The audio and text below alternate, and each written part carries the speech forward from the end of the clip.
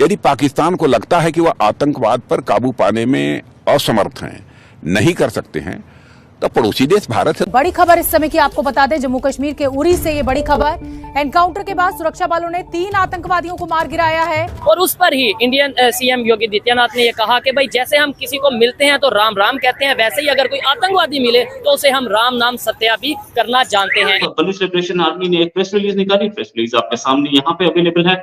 Press release में BLA ने बोला कि कोलवा और मुस्तांग यहाँ पर 2 जगह पर उन्होंने हमले किए थे, जिसमें 3 पाकिस्तानी सेना के लोग मारे गए। पाकिस्तान और हिंदुस्तान की जो इंटेलिजेंस है उनका आपस में तावन होना चाहिए, दोनों की मिलिट्रीज का आपस में तावन होना चाहिए। ये चल रही हैं कि भारत जो है वो ऑकस ज्वाइन करने वाला है।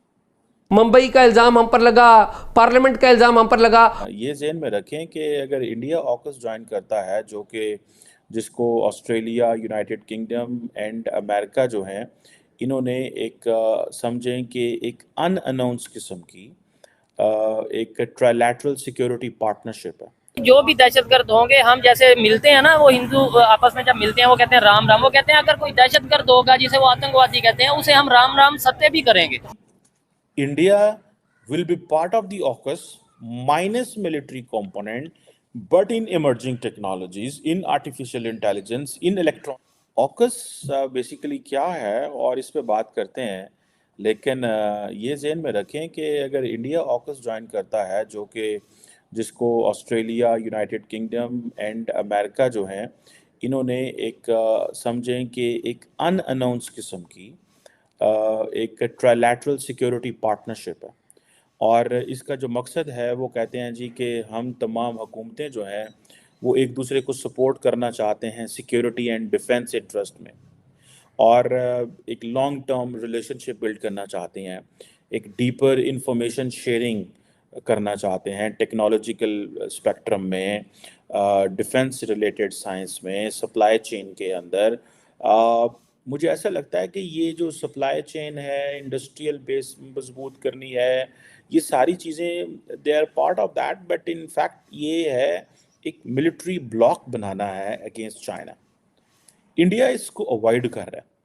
ये जो है वो अगर आपको याद हो, क्वाड भी एक ऐसा मल्टीलैटरल फोरम है, क्वाड्रिलैटरल सिक्योरिटी डायलॉग, जिसमें इंडिया, अमेरिका, ऑस्ट्रेलिया और जापान है। जापान एंड इंडिया को ऑकस में नहीं डाला गया, और ये वो जो 5 आइज इंटेलिजेंस अलायंस के जो 3 बड़े मेंबर हैं, अमेरिका, ऑस्ट्रेलिया और ये, इनको जो है वो ये इसका हिस्सा बने। कनाडा को भी नहीं डाला, न्यूजीलैंड को भी उस तरह नहीं डाला। अब ये क्वेश्चन आ रहा है कि जो ऑकस के डिफेंस मिनिस्टर हैं वो डिस्कशंस शुरू करना चाहते हैं स्टार्टिंग फ्रॉम दिस मंडे, ये जो अभी कल था, कि अभी जनाब जो जिसे कहते हैं ना पिलर 2 इस सिक्योरिटी पैक्ट का, कि जी लोगों को कहें जी आएँ। बलूच लिबरेशन आर्मी ने एक प्रेस रिलीज निकाली। प्रेस रिलीज आपके सामने यहाँ पे अवेलेबल है। प्रेस रिलीज में बीएलए ने बोला कि कोलवा और मुस्तांग यहाँ पर 2 जगह पर उन्होंने हमले किए थे, जिसमें 3 पाकिस्तानी सेना के लोग मारे गए। बलूच लिबरेशन आर्मी ने डिटेल स्टेटमेंट निकाली और बोला कि freedom fighters Baloch liberation army के उन्होंने टारगेट किया। मुस्तांग का कोलवा में 2 कैंप्स को 9:30 बजे के आसपास वेडनेसडे को ये अटैक हुआ था। मराव एरिया और मुस्तांग में भी अटैक हुआ, राइट। और ये भी बोला कि बीएलए फाइटर्स ने जिन्होंने टारगेट किया था वो हैवी वेपनरी के साथ किया, 2 अलग-अलग उसमें 2 अलग-अलग लोकेशंस पे, मराव एरिया मुस्तांग में और कोलवा में। कोई एरिया का नाम नहीं दिया गया इसमें।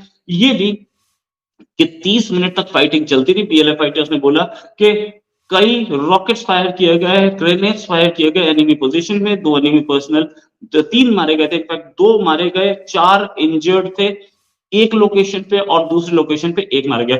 अटैक के बाद सारे के सारे जितने भी बीएलए के फाइटर्स थे या फ्रीडम फाइटर्स बोलिए, वो निकल गए अपनी लोकेशन के लिए, यानी कि अपने बेस कैंप के लिए, और पाकिस्तानी आर्मी उनका कुछ नहीं बिगाड़ पाई।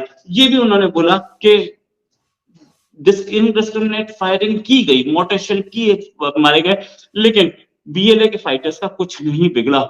बीएलए फाइटर्स ने सक्सेसफुली अपना मिशन कंप्लीट किया और ये बोला कि बीएलए फाइटर्स टारगेट वो सिकाक एरिया कोलवा, वहां पे एक आदमी मारा गया। ये पूरी जीएन बलूच की प्रेस कॉन्फ्रेंस है, प्रेस रिलीज है, और जीएन ने ये भी बोला कि बलूच मदरलैंड के से जब तक पाकिस्तानी सैनिक यानी कि स्पेशल फोर्सेस नहीं हट जाती तब तक हमारी ये लड़ाई जारी रहेगी। अब आते हैं दूसरी खबर पे। ईद के मौके पर रमजान के खत्म होने पे, ईद के मौके पर यूएई की अथॉरिटीज ने 275 पाकिस्तानियों को रिलीज किया जेल से। अब ये जेल में क्या कर रहे थे? ये जेल में इसलिए थे कि ये लोग भाग जाते हैं वहां यूएई बिना किसी प्रॉपर डॉक्यूमेंट्स के, ये वहां नौकरी करते हैं और वहां वाले उन्हें पकड़ के जेल में डाल देते हैं। कुछ चोरी करते हुए पकड़े जाते हैं, कुछ इलीगल हरकतों में पकड़े जाते हैं। ये सब जेल में इसलिए थे। पाकिस्तानी जो हरकत, सबसे ज्यादा क्राइम रेट पाकिस्तान का है।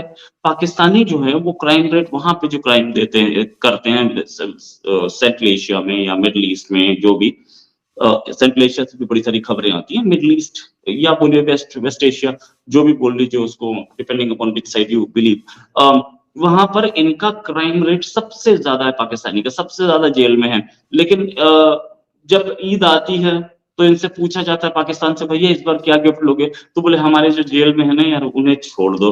वो ये जेल में रहने, जेल बहुत पसंद है इन सबको, पाकिस्तानियों को।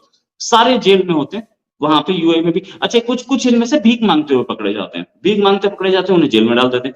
ये जाते हैं